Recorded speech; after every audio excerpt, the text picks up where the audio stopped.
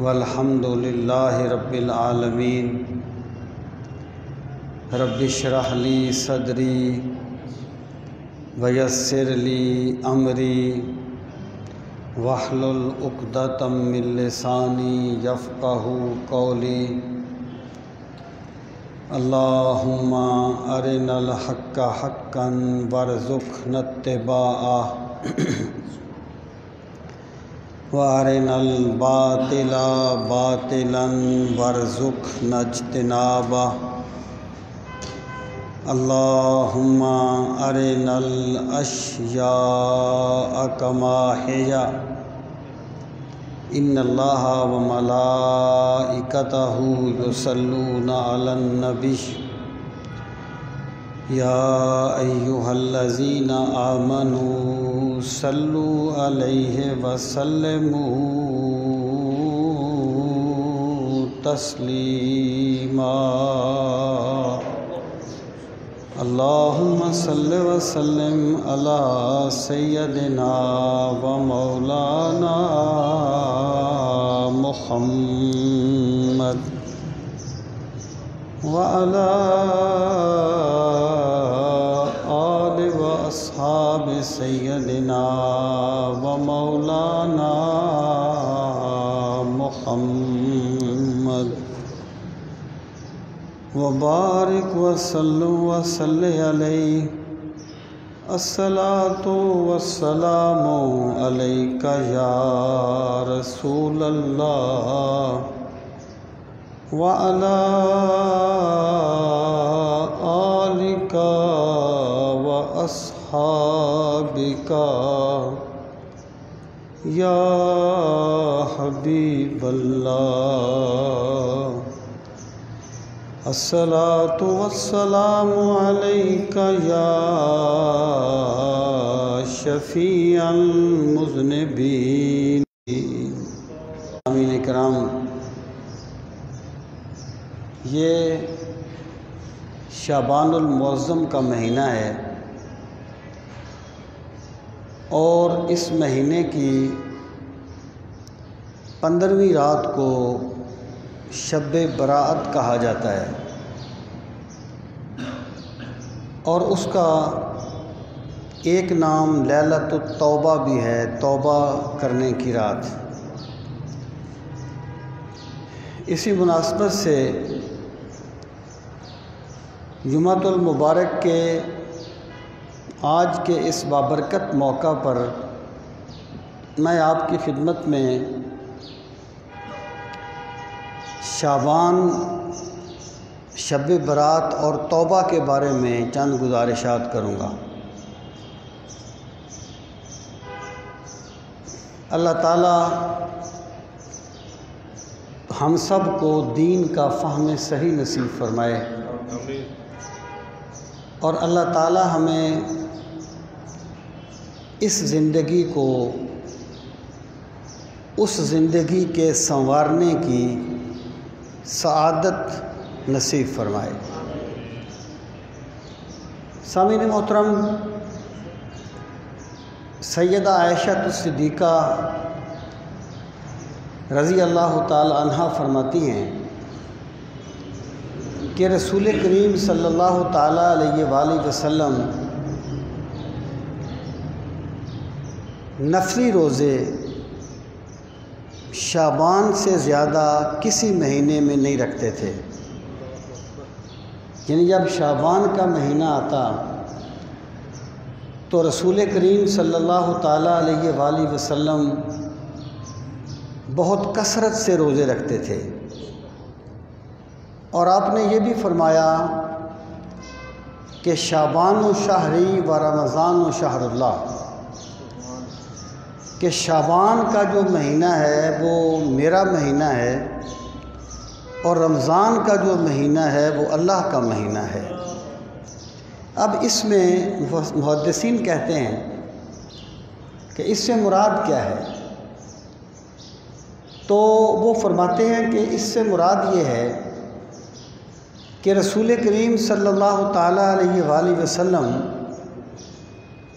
شعبان کے مہینے میں روزے اللہ تعالیٰ کی طرف سے فرض ہوئے بغیر اپنی مرضی سے پورا مہینہ روزے رکھتے تھے، جبکہ رمضان المبارک کے مہینے میں رسول کریم صلی اللہ تعالیٰ علیہ وآلہ وسلم اللہ تعالیٰ کی طرف سے فرض کردہ روزے رکھتے تھے۔ تو روزوں کی نسبت سے گویا آپ نے یہ فرمایا کہ شعبان جو ہے وہ اس قدر اللہ تعالیٰ کی طرف سے رحمتوں والا مہینہ ہے کہ اس کے روزے فرض ہوئے بغیر ہی میں اس کے روزے رکھتا ہوں، اور رمضان جو ہے وہ اس قدر برکتوں والا مہینہ ہے کہ اللہ تعالیٰ نے خود اس کے روزے اہل ایمان پر لازم کر دیے ہیں۔ اور رسول کریم صلی اللہ تعالیٰ علیہ وآلہ وسلم اس ماہ مبارک میں ایک یہ دعا بھی مانگا کرتے تھے جس سے ہمیں یہ چیز سمجھ آتی ہے کہ شعبان کی ان رحمتوں کا سبب کیا ہے۔ رسول کریم صلی اللہ تعالیٰ علیہ وآلہ وسلم اللہ تعالیٰ سے یہ دعا مانگا کرتے تھے کہ اللہم بارک لنا فی شعبان وبلغنا رمضان، او کما قال النبی صلی اللہ علیہ وسلم، کہ پروردگار عالم شعبان کے مہینے میں ہمارے لیے برکتیں نازل فرما، شعبان کے مہینے کو ہمارے لیے بابرکت کر دے، وبلغنا الی رمضان، اور ہمیں ماہ رمضان کی برکتوں تک پہنچا دے۔ اس سے یہ بات واضح ہوتی ہے کہ شعبان کے مہینے کی جو برکتیں ہیں وہ دراصل رمضان المبارک کے قرب کی وجہ سے ہیں، کہ رمضان المبارک سے گزر کے بندہ، اس میں شعبان سے گزر کے بندہ رمضان تک پہنچتا ہے، تو اس لیے اللہ رب العزت نے اس مہینے کو بھی خصوصی رحمتوں والا مہینہ قرار دیا ہے۔ اور یہ جو ماہ مبارک ہے اس کا طرہ امتیاز جو ہے وہ شب برات ہے، جس کو لیلۃ التوبہ بھی کہا جاتا ہے، توبہ کی رات۔ شب برات جو ہے وہ شعبان کی 14 اور 15 کے درمیان والی رات ہوتی ہے، اور رسول کریم صلی اللہ تعالیٰ علیہ وآلہ وسلم نے فرمایا کہ جب یہ رات ہوتی ہے تو اللہ تعالیٰ اپنی شان کے مطابق آسمان دنیا پہ تشریف لاتا ہے۔ دیکھیں نا، آنا اور جانا تو جسم کے خصائص ہیں، اور اللہ تعالیٰ تو جسم سے پاک ہے، جسمانیات سے پاک ہے۔ تو ایمان یہ ہے کہ رسول کریم صلی اللہ تعالیٰ علیہ وآلہ وسلم نے ہمیں جو خبر دی ہے ہم اس پر ایمان لائیں،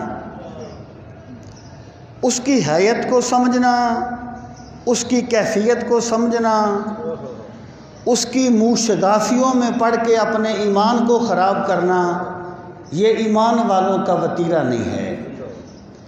ایمان اس چیز کا نام ہے کہ رسول کریم صلی اللہ تعالیٰ علیہ وآلہ وسلم نے جو کچھ بھی بندوں کو بتایا ہے بندہ اس پر ایمان لے آئے۔ تو سرکار نے فرمایا کہ اللہ تعالیٰ آسمان دنیا پہ تشریف لاتا ہے، کیسے لاتا ہے ہمیں اس کی خبر نہیں ہے، لیکن بہرحال اللہ کی رحمتوں کا اس رات کے ساتھ کوئی خصوصی تعلق ضرور ہے۔ اور آپ نے فرمایا کہ اللہ تعالیٰ فرماتا ہے جب سورج غروب ہو جاتا ہے اس وقت سے لے کر طلوع فجر تک اللہ تعالیٰ یہ صدا لگاتا ہے، الا من مستغفر اغفر لہ، کوئی ہے مجھ سے بخشش مانگنے والا کہ میں اسے معاف کر دوں۔ الا من مسترزق ارزق لہ، کوئی ہے مجھ سے رزق مانگنے والا کہ میں اسے رزق دوں، اور الا من مبتل فعافہ، کوئی ہے مصیبت کا مارا مجھ سے اپنے دکھوں پر شفا مانگنے والا کہ میں اسے شفا یاب کر دوں، میں اس کے دکھ دور کر دوں، میں اس کی بیماریاں دور کر دوں۔ تو اللہ تعالیٰ کی رحمت اس طریقے سے اپنے بندوں کو پکارتی رہتی ہے۔ شعبان کی رات کو اللہ تعالیٰ کی رحمت اس طرح بندوں کو پکارتی رہتی ہے۔ اب آ جائیں اس چیز کی طرف کہ جو شب برات ہے اس کی خصوصی فضیلت کا سبب کیا ہے؟ ہر چیز کی خصوصی فضیلت کا کوئی سبب ہوتا ہے، تو اس کا کیا سبب ہے؟ اس کے بارے میں یہ جو سورہ دخان کی ابتدائی آیات ہیں، انا انزلناہ فی لیلۃ مبارکہ، اس کے بارے میں راجح قول یہ ہے کہ یہاں لیلہ مبارکہ سے مراد شب قدر ہے، کیونکہ قرآن مجید جو ہے وہ بالاتفاق شب قدر میں نازل ہوا ہے۔ لیکن مفسرین میں چند مفسرین ایسے بھی ہیں جو کہتے ہیں کہ یہاں لیلہ مبارکہ سے مراد شب برات ہے، کہ ہم نے اس قرآن کو برکت والی رات میں نازل کیا۔ اب لیلہ مبارکہ میں قرآن مجید کا نازل ہونا اور شب برات میں اس کا نازل ہونا، ان میں کوئی تضاد نہیں ہے۔ قرآن مجید بالاتفاق جو نازل ہوا ہے وہ شب قدر میں ہوا ہے، اور اللہ تعالیٰ نے اس پر نص فرمائی کہ شہر رمضان الذی انزل فیہ القرآن، کہ رمضان کا مہینہ وہ ہے جس میں قرآن نازل ہوا۔ اس کا مطلب ہے قرآن شعبان میں تو نازل نہیں ہوا۔ اور پھر فرمایا انا انزلناہ فی لیلۃ القدر، ہم نے قرآن کو شب قدر میں نازل کیا۔ تو حضرت شاہ عبدالعزیز محدث دہلوی تفسیر عزیزی میں فرماتے ہیں کہ ان میں کوئی تضاد نہیں ہے۔ وہ فرماتے ہیں ایک قرآن کریم کے نزول کی 3 صورتیں ہیں۔ ایک صورت یہ ہے کہ اللہ تعالیٰ نے فیصلہ فرمایا کہ میں اپنے آخری نبی صلی اللہ علیہ وسلم پر قرآن مجید کو نازل فرماؤں گا، جو قیامت تک کے لیے انسانیت کے لیے ہدایت ہوگا اور رحمت ہوگا۔ دوسری صورت یہ ہے کہ قرآن مجید کو لوح محفوظ سے آسمان دنیا پہ مکمل طور پہ نازل کر دیا گیا۔ رسول کریم علیہ السلام پہ ابھی نزول نہیں ہوا، آسمان دنیا سے لوح محفوظ سے آسمان دنیا پہ قرآن مجید کو نازل کر دیا گیا۔ اور تیسری صورت یہ ہے کہ قرآن کریم نجمن فنجمن تھوڑا تھوڑا کر کے اس کا نزول شروع ہوا رسول کریم صلی اللہ تعالیٰ علیہ وآلہ وسلم کی ذات گرامی پر، جو 23 سال میں مکمل ہوا۔ یعنی 3 صورتیں ہیں۔ دیکھیں منطق میں بالکل ابتدائی سی ایک بات ہوتی ہے کہ فوراً بندے کو یہ نہیں کہہ دینا چاہیے کہ اس نے جھوٹ بولا ہے، وہ اس کی نوعیت تو سمجھے نا۔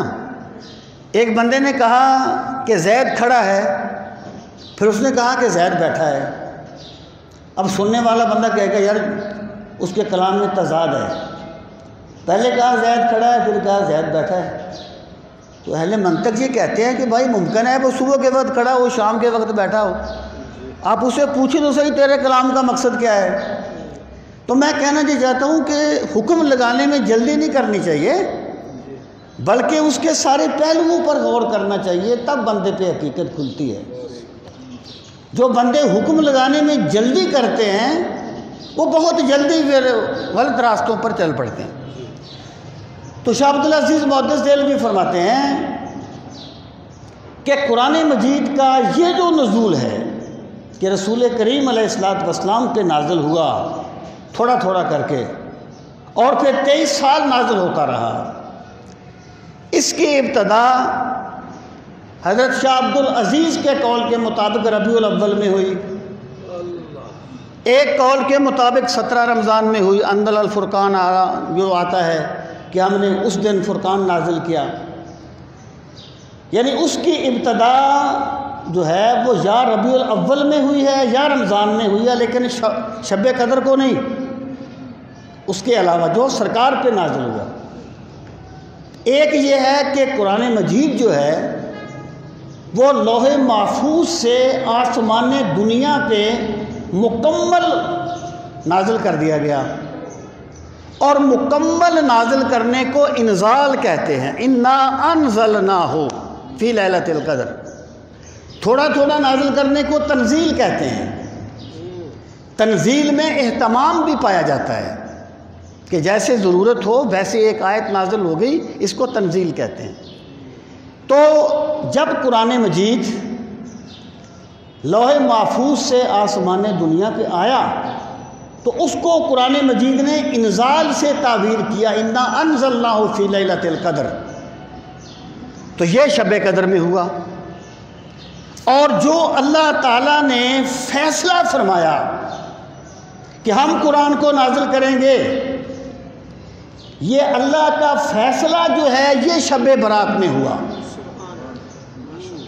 یعنی گویا کہ فیصلہ جو ہے اللہ تعالیٰ نے جو فیصلہ فرمایا وہ کام ہو گیا نا، اللہ نے جو فیصلہ فرمایا گویا وہ کام ہو گیا۔ تو شب برات پر نزول کا اطلاق مجازی ہے اور شب قدر پر حقیقی ہے، لیکن بہرحال قرآن مجید کے ساتھ شب برات کی کوئی خاص نسبت ہے، جس کی وجہ سے میرا رب صبح رات سے صبح تک آواز دیتا ہے کہ ہے کوئی گناہوں کو معافی مانگنے والا میں اسے بخش دوں، ہے کوئی مجھ سے رزق دینے والا کہ میں اسے رزق دوں۔ سامعین محترم، اب آپ دیکھیں کہ وہ ایک مفکر نے کہا تھا نا، گھر والا تو نہیں، اس نے کہا تھا کہ جب کوئی قوم حقیقی دین کو چھوڑ دیتی ہے تو پھر وہ اپنے ذوق کے مطابق ایک دین بنا لیتی ہے، اپنے مزاج کے مطابق۔ یعنی بندے کی فطرت میں جو ہے نا اسے وہ چھوڑ نہیں سکتا، اس کا وہ رخ تبدیل کر سکتا ہے۔ اللہ تعالیٰ نے انسان کو فطرت اسلام پہ پیدا کیا کہ تو نے اللہ کے آگے جھکنا ہے، لیکن جب کوئی بندہ کسی وجہ سے اس عقیدہ توحید سے منحرف ہو جاتا ہے تو وہ کسی نہ کسی کے آگے جھکتا ضرور ہے۔ ممکن ہے وہ کسی بت کے آگے جھکے، ممکن ہے وہ پہاڑ کے آگے جھک جائے، ممکن ہے وہ کسی درخت کے آگے جھک جائے۔ میں قدا ہو کہ خانہ کعبہ ہو، سر جھکانا تو ہے کہیں نہ کہیں۔ جو بندے کے اندر جھکنا ہے نا وہ اس نے جھکنا ضرور ہے۔ اسی طریقے سے بندے کے من میں جو دین کی محبت ہے بندے نے اس کا اظہار ضرور کرنا ہے۔ اگر وہ حقیقی دین کے لیے نہیں کرے گا تو اپنے پاس سے ایک دین بنا لے گا اور پھر اس پر وہ ساری اپنی دینی عقیدتیں ڈھیر کر دے گا اور نچھاور کر دے گا۔ سامعین محترم، یہ ایک بہت بڑی حقیقت ہے کہ انسان کے اندر جو خواہش ہوتی ہے نا یہ بہت سے رنگ بدلتی ہے۔ یہ انسان اپنی خواہش کو دین سمجھ لیتا ہے اور اس کے ساتھ اپنے دین والا معاملہ کرتا ہے. مثلا ایک بندہ جو ایک کام کرتا ہے کہ اگر میں نے یہ نہ کیا تو میری برادری کیا کہے گی، لوگ کیا کہیں گے، معاشرہ کیا کہے گا، لیکن اس پر بھی وہ لیبل جو ہے وہ دین کا لگاتا ہے کہ میں دین کے لیے کر رہا ہوں، اگرچہ دین کے جو بڑے بڑے احکامات ہیں ان کی وہ پرواہ نہیں کرتا، کیونکہ وہاں پر وہ سمجھتا ہے کہ لوگوں کی مجھ پر تنقید نہیں آئے گی. سامعین محترم، اسی پس منظر میں آپ شب برات کو لیجئے. شب برات کو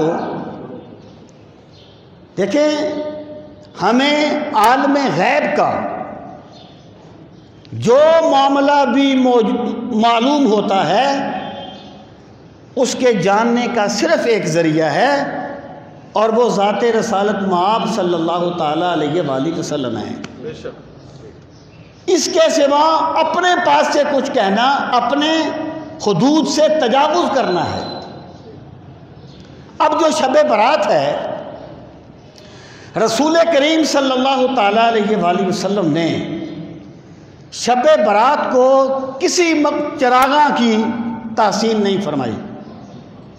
کوئی آتش بازی کرنا، جیسے یہ تو ایکچولی ہمارا ایک المیہ ہے بر صغیر کا، وہ یہ ہے کہ ہم بہت عرصہ ہندوؤں اور سکھوں کے ساتھ رہے ہیں اور جس طرح وہ اپنے تہواروں پہ کرتے تھے ہم بھی اسی طرح اپنے تہواروں پہ کرنے کی کوشش کرتے ہیں، اور ہمارا یہ خیال ہوتا ہے کہ اس کے بغیر شاید تہوار نہیں منایا جاتا، جبکہ حقیقت یہ ہے کہ اسلام کے جتنے بھی خاص موقع ہیں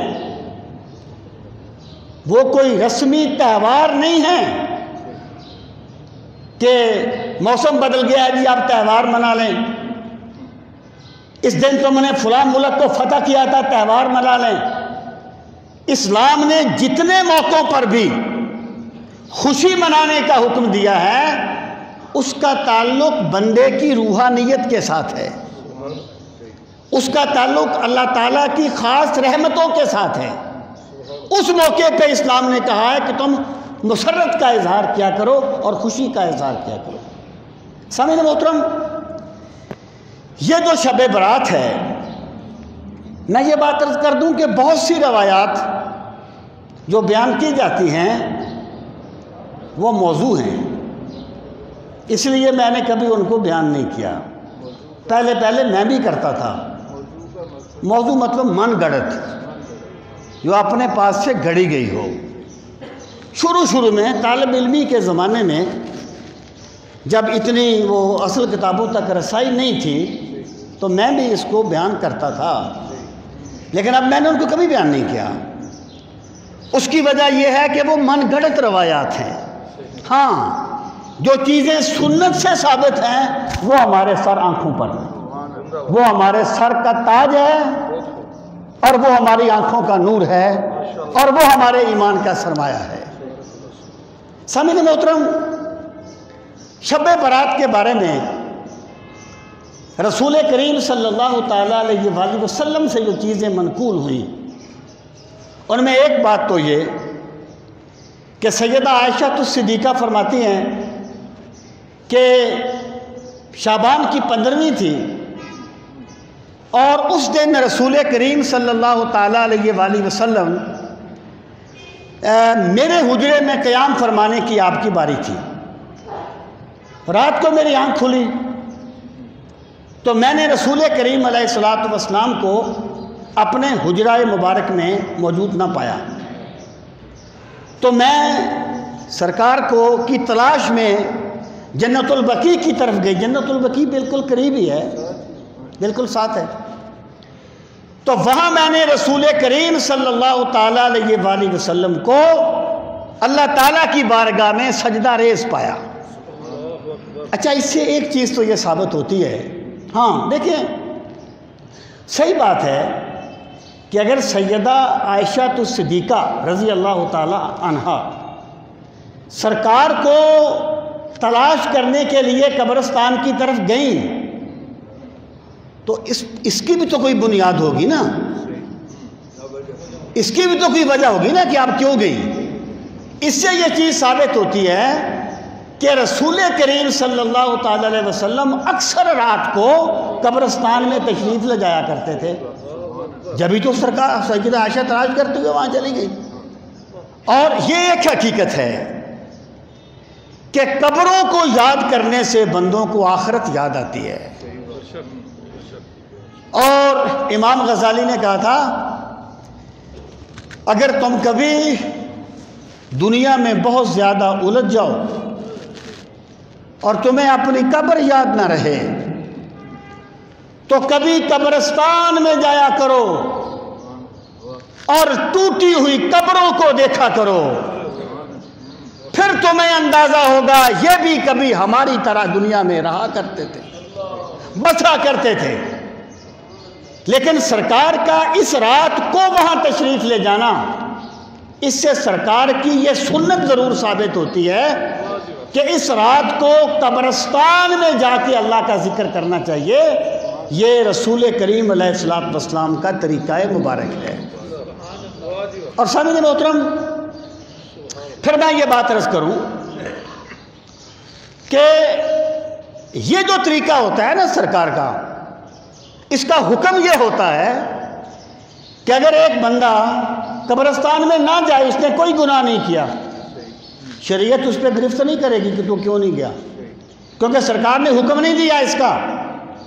لیکن سرکار تشریف لے گئے، اس کا مطلب ہے جو بندہ سرکار کی سنت سمجھ کے جاتا ہے اللہ اسے اجر بھی عطا فرمائے گا قبرستان جانے کا، اور سرکار کی سنت پہ عمل کرنے کا بھی اسے اجر ملے گا۔ سامعین محترم، اب میں یہ بات عرض کروں کہ سنت کی تحقیر کفر ہے۔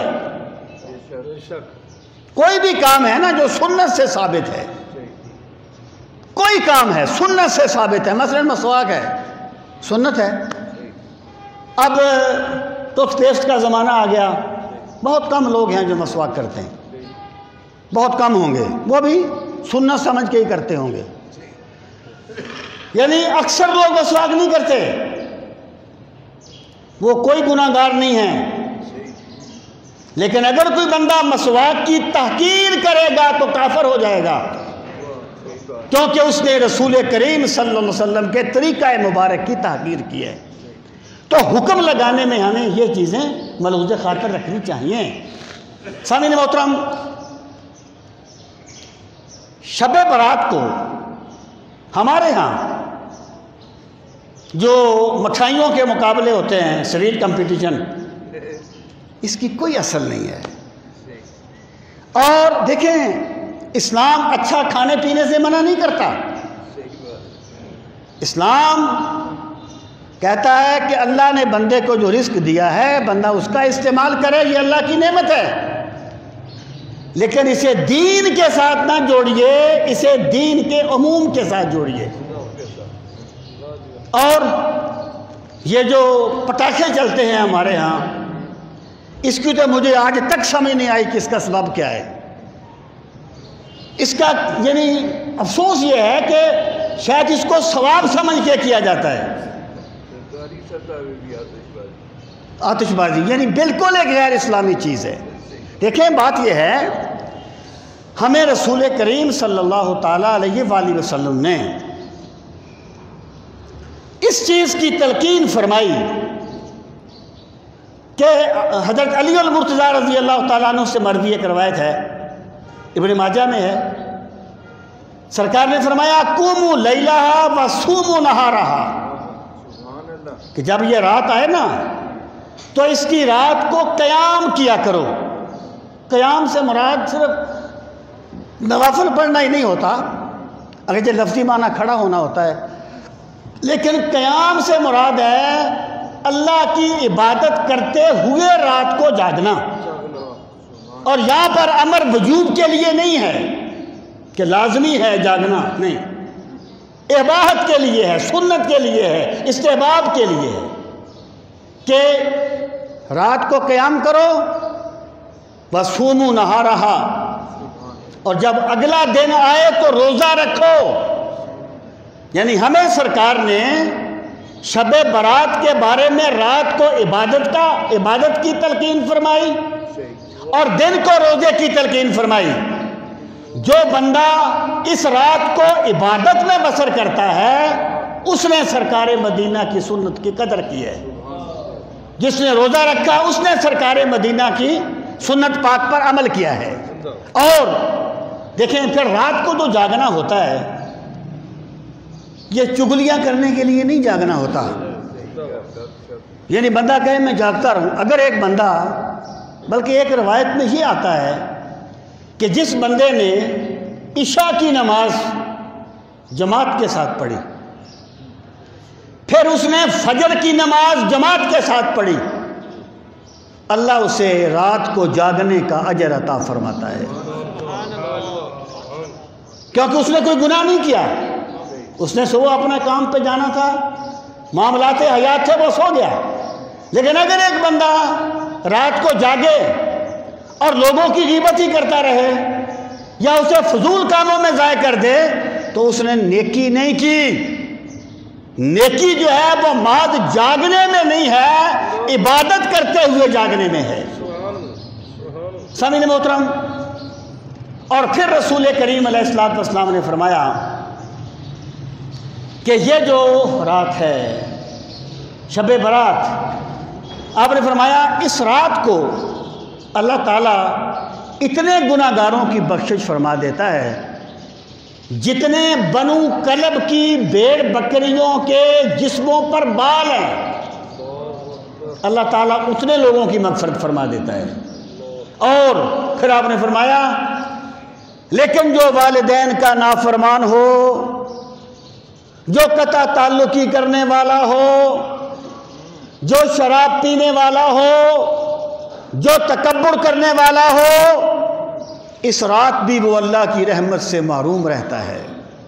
دیکھیں نا، بارش ہو رہی ہے، ایک بندہ اپنا برتن ہی الٹا کر کے رکھ دے تو اس کا برتن تو خالی ہی رہے گا نا۔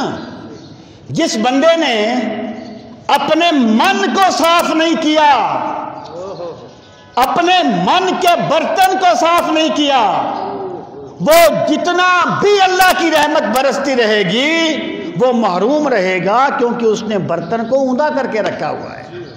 سامعین محترم، تو شب برات کو ہمیں رسموں سے بچنا چاہیے، فضول رسمیں جو نہ جانے معاشرے میں کس طرح آتی ہیں اور لوگ اسے اتنے اہتمام کے ساتھ کرتے ہیں کہ اگر یہ نہ کیا تو شاید ہمارا دین مشکوک ہو جائے گا یا شاید ہماری پاکستانیت مشکوک ہو جائے گی۔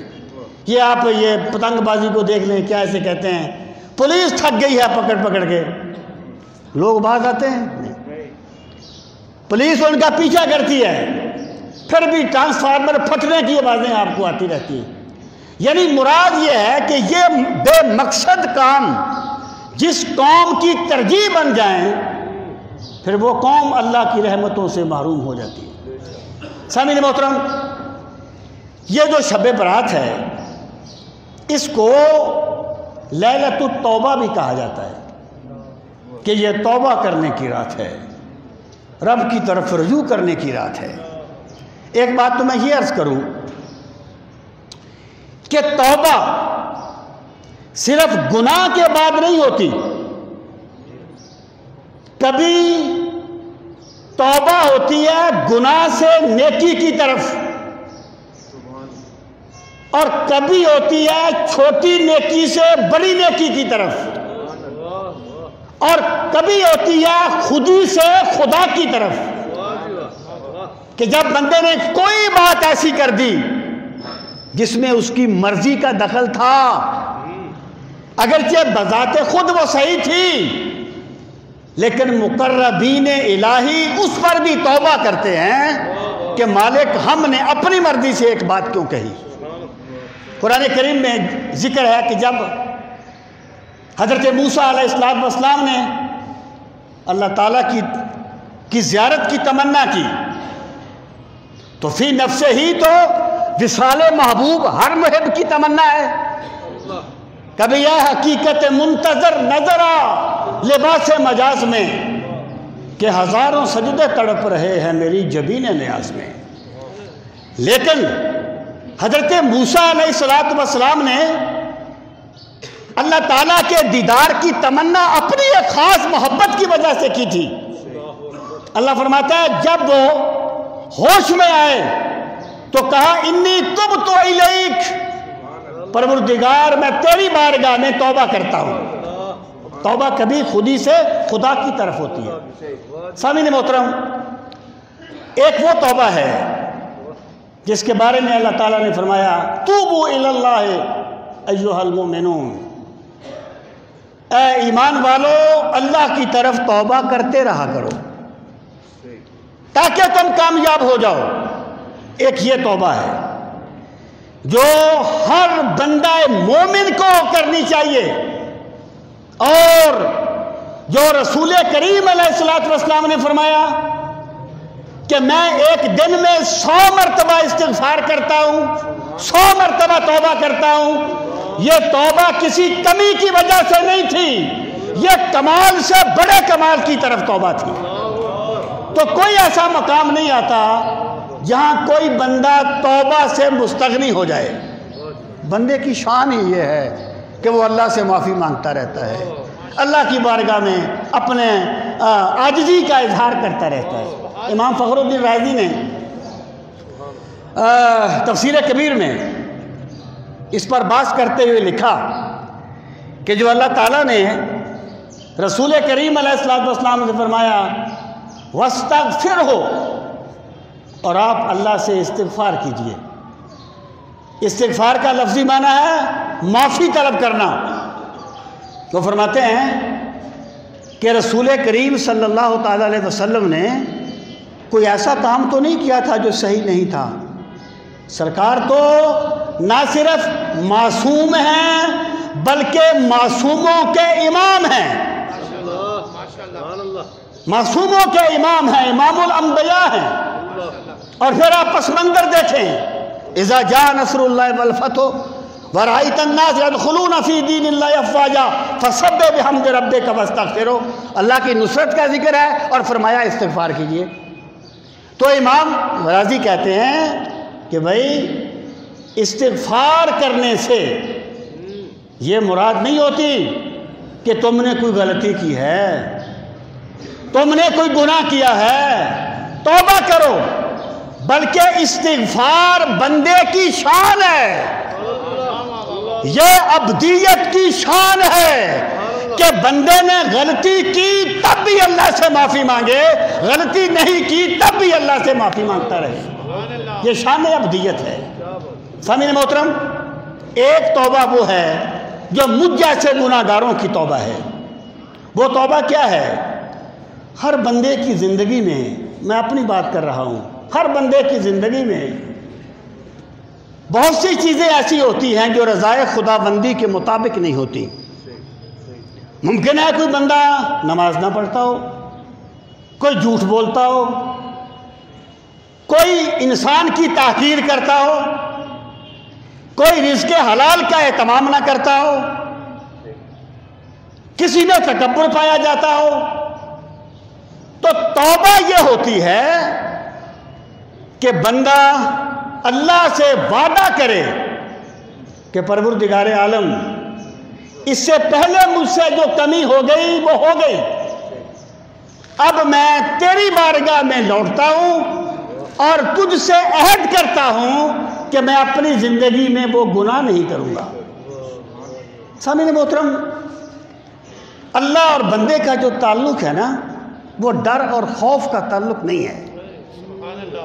اسلام کی بنیاد خوف پر نہیں ہے. جو لوگ یہ کہتے ہیں نا کہ اسلام نے اپنی بنیاد خوف پر رکھی ہے، بندوں کو ڈراتا ہے اللہ، یہ ان کی بات صحیح نہیں ہے.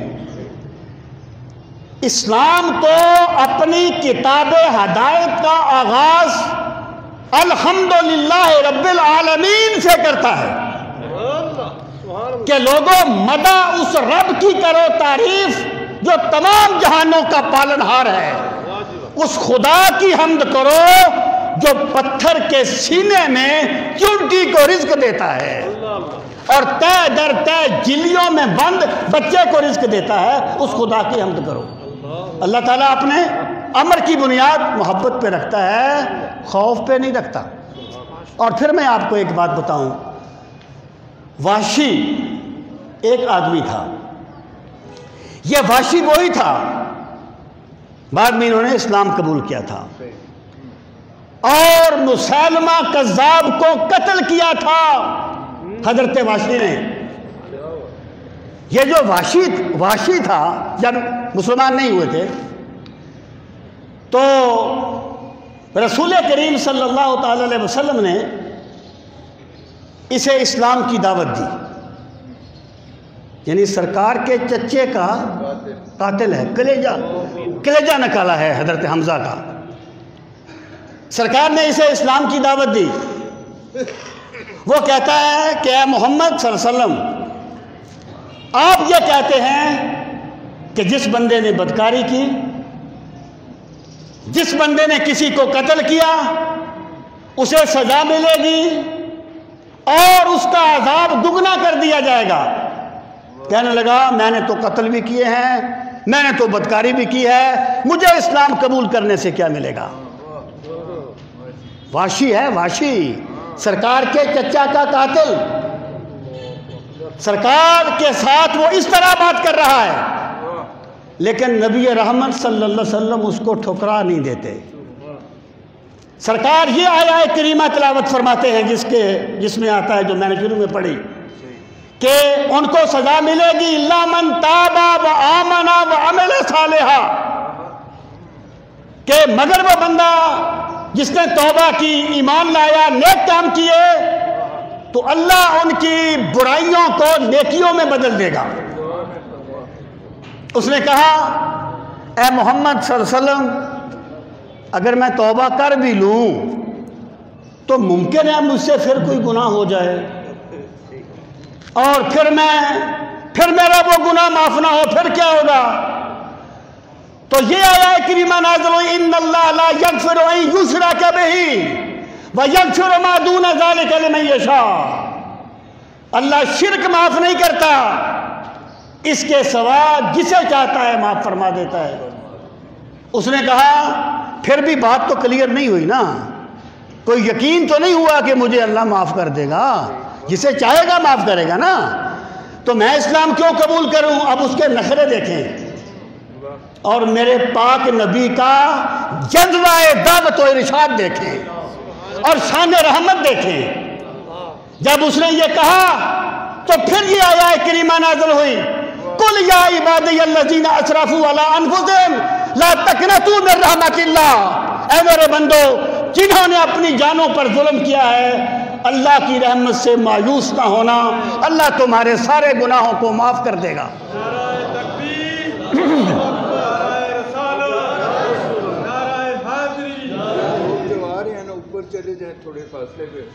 ہاں جی اوپر جگہ ہے جی، اوپر تشریف لے جائیں۔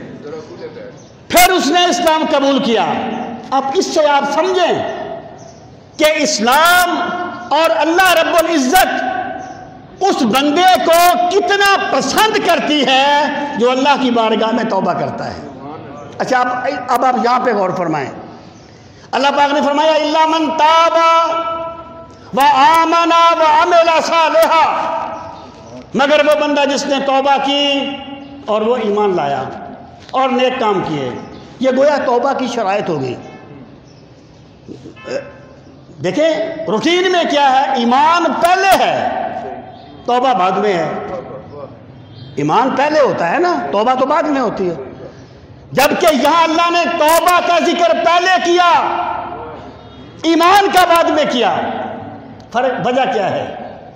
وجہ اس کی یہ ہے کہ توبہ کا معنی ہے لوٹنا، رجوع کرنا اللہ کی طرف۔ اب ہندو بھی اپنے خیال میں اللہ کی طرف ہی رجوع کرتے ہیں، یہودی بھی اپنے خیال میں اللہ کی طرف ہی رجوع کرتے ہیں، ہر مذہب اپنے خیال میں اللہ کی طرف ہی رجوع کرتا ہے۔ اللہ پاک نے فرمایا میری طرف آؤ، لیکن اس راستے پر چل کے آؤ جس پہ میرے محمد عربی چلے ہیں۔ الا من تاب وآمن، مگر جس نے توبہ کی اور جو ایمان لایا، یعنی توبہ کیسے کی؟ حال ایمان لاتے ہوئے اس نے توبہ کی، اللہ کی طرف لوٹا۔ اور پھر کیا کہ توبہ کوئی لفظی جمع خرچ نہیں ہے، وَعَمِلَ صَالِحًا، اس کی زندگی بتانے لگی کہ اس نے توبہ کر لی ہے۔ ایک صحابی تھے نا، جب انہوں نے اسلام قبول نہیں کیا تھا تو ان کا نام تھا فضالہ۔ رسول کریم علیہ السلام طواف کر رہے تھے، یہ بہت شروع اسلام کی بات ہے۔ ان کے دل میں آیا کہ میں ان کو قتل کر دوں کیونکہ اکیلے ہیں۔ تو سرکار نے فرمایا فضالہ کیا سوچ رہے ہو؟ کہنے لگا کچھ نہیں، ویسے ہی کچھ بات سوچ رہا تھا۔ فرمایا تم مجھے قتل کرنے کا منصوبہ بنا رہے تھے۔ اسے یہ بات سمجھ آ گئی کہ جو میرے دل کی بات جان گیا ہے اسے یہ میرے دل کی بات رب نے بتائی ہے، وہ اللہ کا پیغمبر ہے۔ اسی وقت اسلام قبول کیا، توبہ کی، واپس گئے۔ راستے میں ایک عورت کا گھر تھا، اس کے ساتھ پہلے کوئی تعلقات تھے۔ اس نے کہا فضالہ، اس نے دعوت دی۔ آپ نے فرمایا میں نہیں آؤں گا کیونکہ مجھے اسلام نے بدکاری کرنے سے منع کر دیا ہے۔ جو توبہ کرتا ہے نا وآمن وعمل صالحا، پھر اس کی زندگی کا رخ بتاتا ہے کہ یہ گناہ چھوڑ چکا ہے۔ اب اللہ پاک نے فرمایا میں انہیں دوں گا کیا؟ فرمایا فَأُولَئِكَ يُبَدِّلُ اللَّهُ سَيِّئَاتِهِمْ حَسَنَاتٍ۔ جو بندہ اس طرح توبہ کرے گا، صرف یہ نہیں کہ میں اس کے گناہوں پر گرفت نہیں کروں گا، میں اس کے گناہ معاف کروں گا، نہیں، میں اس کے گناہوں کو نیکیوں میں بدل دوں گا۔ ایک حدیث میں آتا ہے نا، جب اللہ تعالیٰ قیامت کے دن ایک بندے کو بلائے گا، اللہ پاک فرمائے گا تو نے فلاں گناہ کیا تھا؟ وہ ڈر جائے گا، کہا مولا کیا تھا، ڈرے گا۔ فلاں گناہ بھی کیا تھا؟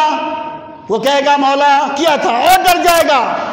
اللہ فرمائے گا اس بندے کے گناہوں کو نیکیوں میں بدل دو۔ پھر وہ بندہ کہے گا یا اللہ میں نے وہ بڑا گناہ بھی کیا تھا جس کا تو نے ذکر نہیں کیا، تو سرکار فرماتے ہیں اللہ تعالیٰ اس کی بات پہ ہنس پڑے گا۔ سامعین محترم، وقت ختم ہو گیا ہے۔ میں صرف یہ عرض کرنا چاہتا ہوں کہ جو شب برات ہے نا، یہ اللہ کی بارگاہ میں اپنے گناہوں پر توبہ کرنے کی رات ہے۔ اللہ تعالیٰ ہم سب کو ایمان کی قدر کرنے والا بنائے اور فانی زندگی کی قدر کرنے کی توفیق نصیب فرمائے۔ وما علینا الا البلاغ المبین۔ جن حضرات نے سنتیں ادا